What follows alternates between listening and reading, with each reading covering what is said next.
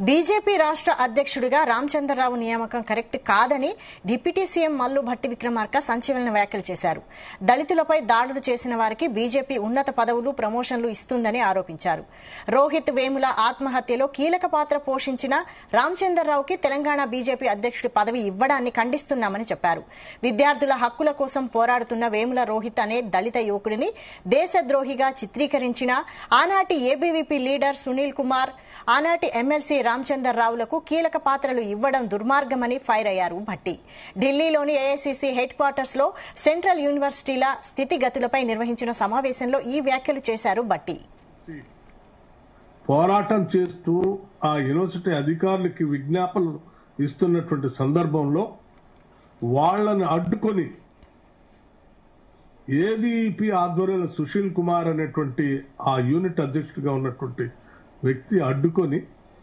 కావాలని వీళ్ళని దేశద్రోహులుగా చిత్రీకరిస్తూ ఒక కంప్లైంట్ యూనివర్సిటీ అథారిటీస్ ఇవ్వటమే కాకుండా భారతీయ జనతా పార్టీకి సంబంధించిన నాయకత్వానికి కూడా అందించి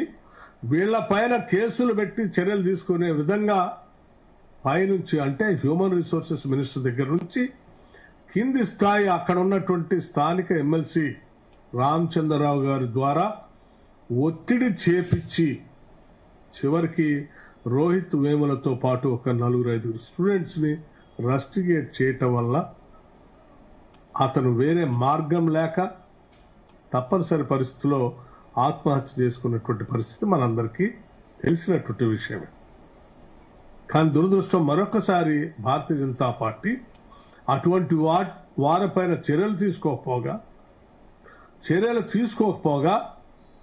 అలా ఇబ్బంది పెట్టేటువంటి వ్యక్తులకి భారతదేశంలో మంచి ఉన్నతమైనటువంటి పదవులు ఇస్తామని చెప్పి ఈరోజు రామచంద్రరావు గారిని తెలంగాణ రాష్ట్రానికి భారతీయ జనతా పార్టీ అధ్యక్షుడిగా నియమించటం, ఆ సుశీల్ కుమార్ అనేటువంటి ఆ ఏబీవీపీ నాయకుడిని ఇక్కడ తీసుకొచ్చి